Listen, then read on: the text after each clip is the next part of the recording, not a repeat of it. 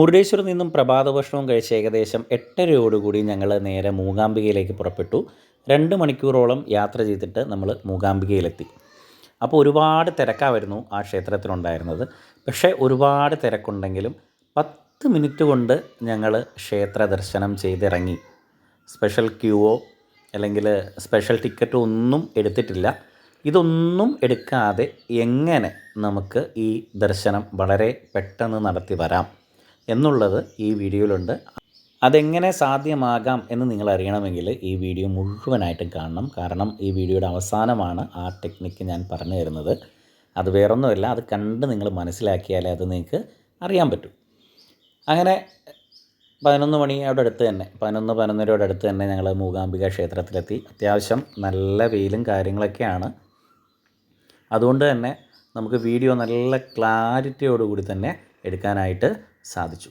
പിന്നെ എല്ലാ ദിവസവും ചണ്ഡികാഹവനം നടക്കുന്ന ഒരു ക്ഷേത്രം കൂടിയാണ് ശ്രീ മൂകാംബിക ക്ഷേത്രം. അപ്പോൾ ക്ഷേത്രത്തിൻ്റെ ചരിത്രവും മറ്റുള്ള കാര്യങ്ങളൊക്കെ ഞാൻ ഓൾറെഡി ഒരു വീഡിയോ ചെയ്തിട്ടുള്ളത് കൊണ്ട് തന്നെ ഇനി ചരിത്രത്തിലേക്ക് ഞാൻ കടക്കുന്നില്ല. കാരണം ആവർത്തനം ഒരു വിരസത ഉളവാക്കും. അതുകൊണ്ട് ഈ വീഡിയോയിൽ ഞങ്ങളുടെ അനുഭവങ്ങളാണ് പങ്കുവെക്കുന്നത്. ഞാൻ നേരത്തെ പറഞ്ഞു അവിടുത്തെ ചണ്ഡികാഹവനമാണ് എന്ന് തോന്നുന്നു ഇവിടെ നടക്കുന്നത്. കാരണം ഇതിനു മുമ്പ് ഒരു ചണ്ഡികാഹവനത്തിൽ പങ്കെടുക്കാനുള്ളൊരു ഭാഗ്യം എനിക്ക് ലഭിച്ചു. അത് പക്ഷേ ഇവിടെ ആയിരുന്നില്ല, തൊട്ടപ്പുറത്ത് ചണ്ഡികാഹോമം നടത്തുന്ന ഒരു സ്ഥലമുണ്ട്. ഇനിയിപ്പോൾ അവിടെ ഫുള്ളായതുകൊണ്ടാണോ ഇങ്ങോട്ട് മാറ്റിയതാണോ എന്നൊന്നും അറിയില്ല. എന്തായാലും അവിടെ ചെന്നപ്പോഴേക്കും പൂർണ്ണാഹുതിക്കാണ് തൊഴുവാനായിട്ട് സാധിച്ചത്. അങ്ങനെ തൊഴുതു നിൽക്കുന്ന സമയത്ത് ദേവി ഇപ്പോൾ എഴുന്നള്ളും. അപ്പോൾ അവിടുത്തെ ശീവേലി വിശേഷങ്ങളിലേക്ക് നമുക്ക് പോകാം. ഞാൻ വിചാരിച്ചത് എന്തെങ്കിലും വിശേഷ ദിവസം ഉള്ളത് കൊണ്ടായിരിക്കും ഇങ്ങനത്തെ ചടങ്ങെന്നാണ്. പക്ഷേ വിശേഷ ദിവസം മാത്രമല്ല, എല്ലാ ദിവസവും ഇങ്ങനെ ശീവേലിയുണ്ട്. നമുക്കറിയാം, നമ്മുടെ കേരളത്തിലാണെങ്കിലും എല്ലാ ദിവസവും ശീവേലിക്ക് ഭഗവാൻ എഴുന്നള്ളും എന്ന് പറഞ്ഞ പോലെ ഇവിടെയും ദേവി എഴുന്നള്ളുന്നുണ്ട്. അപ്പോൾ ആദ്യം പുരോഹിതൻ്റെ ശിരസിലും പിന്നെ പല്ലക്കിലും അതിനുശേഷം തേരിലുമാണ് എഴുന്നള്ളുന്നത്. അപ്പോൾ ഇതെല്ലാം കാണുവാനായിട്ട് സാധിച്ചു. അതൊക്കെ നമ്മുടെ വീഡിയോയിൽ പകർത്തിയിട്ടുണ്ട്. നിങ്ങൾക്ക് എല്ലാവർക്കും അത് കാണുവാനായിട്ട് ദേവി അനുഗ്രഹിച്ചതാവാം.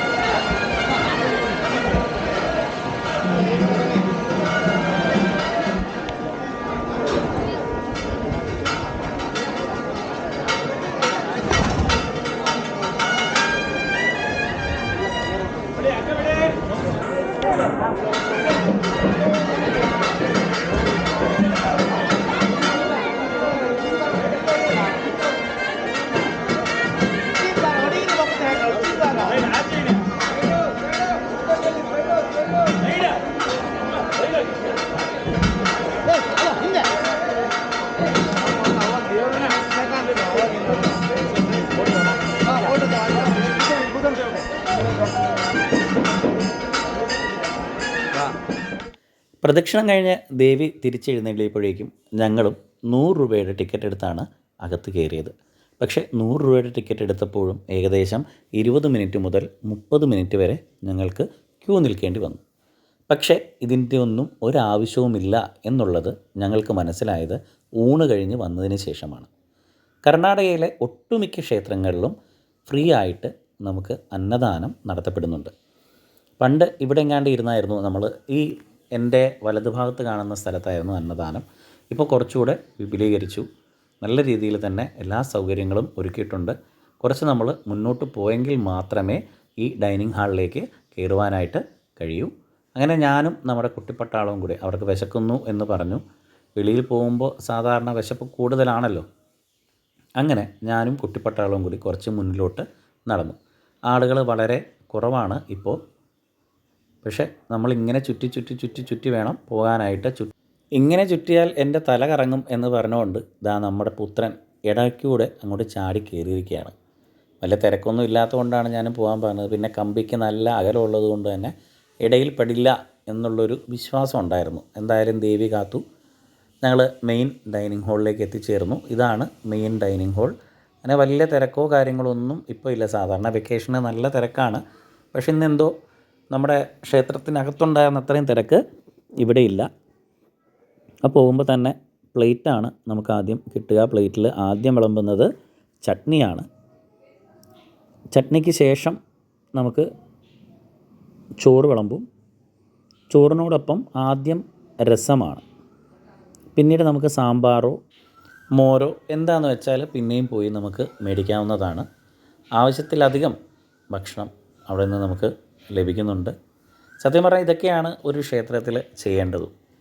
നമുക്കവിടെ ഹോട്ടലിൽ പോയി പണം മുടക്കി കഴിക്കാനുള്ള ഒരു ബുദ്ധിമുട്ട് കൊണ്ടല്ല ആരും ഹോട്ടലിലേക്ക് പോകാത്തത്. പല ഹോട്ടലുകളിലും ഇപ്പോൾ മായം കലർത്തിയ ഭക്ഷണമൊക്കെയാണ് കിട്ടുന്നത്. അപ്പോൾ ക്ഷേത്രത്തിലെ പ്രസാദം എന്ന് പറഞ്ഞ് അധികം ഐറ്റംസ് ഒന്നും വേണ്ട, ഉള്ളത് നല്ല വൃത്തിയായിട്ട് നമുക്ക് കഴിക്കാനായിട്ട് സാധിക്കൂ. അങ്ങനെ ദേവി പ്രസാദം കഴിച്ചതിന് ശേഷം ഞങ്ങൾ തിരിച്ച് ദേവിയുടെ നടയിലേക്ക് പോകുമ്പോഴാണ് ഞാൻ ആദ്യം പറഞ്ഞ ഒരു സീക്രട്ട്. എന്താണെന്ന് വെച്ചാൽ 1:30 അവിടെ നട അടയ്ക്കും. ഇപ്പോൾ ഏകദേശം 1:30 അടുക്കുന്നു. ഇപ്പോൾ ഇവിടെ ഒറ്റ മനുഷ്യനില്ല. ഈ മുന്നിൽ കാണുന്നതാണ് 500 രൂപയുടെ ക്യൂ. തൊട്ടപ്പുറത്തുള്ളത് 100 രൂപയുടെയാണ്. ഒറ്റ മനുഷ്യൻ അവിടെ ഇല്ല. കാരണം നട പൂട്ടാനുള്ള സമയമായി എന്നുള്ളത് കൊണ്ടാണ്. പക്ഷേ ഏകദേശം ഈ 1:20 നിങ്ങൾ എത്തുന്നത് എങ്കിൽ ഒരു ബുദ്ധിമുട്ടുമില്ലാതെ നിങ്ങൾക്ക് തൊഴുവാനായിട്ട് കഴിയും. ദേവിയുടെ അനുഗ്രഹം ഉണ്ടെങ്കിൽ മാത്രം കേട്ടോ. ഇവർ കണ്ടോ, ഇവർ വന്നതേ ഉള്ളൂ, നേരെ ഷർട്ട് ഊരി ദേവിയെ ദർശിക്കാനായിട്ട് പോവാണ്. ഇത്രത്തോളം ഭാഗ്യം ജനിച്ചവർ മറ്റാരെങ്കിലും ഉണ്ടോ എന്ന് എനിക്കറിയില്ല. നേരെ കയറുകയാണ്. ഞങ്ങൾ വന്നപ്പോൾ ഇവിടെ അമ്പലം മുഴുവനും ക്യൂ ആയിരുന്നു. എന്തായാലും ആ ഒരു അനുഗ്രഹം നമുക്കും ഭാവിയിൽ ലഭിക്കുമാറാവട്ടെ. അങ്ങനെ മൂകാംബികാ ദേവി ദർശനം കഴിഞ്ഞു നേരെ ഉടുപ്പി കൃഷ്ണൻ്റെ അടുത്തേക്കാണ്. അപ്പോൾ ഉടുപ്പിയിലെ വിശേഷങ്ങൾ നമുക്ക് അടുത്ത വീഡിയോയിലേക്ക് കാണാം.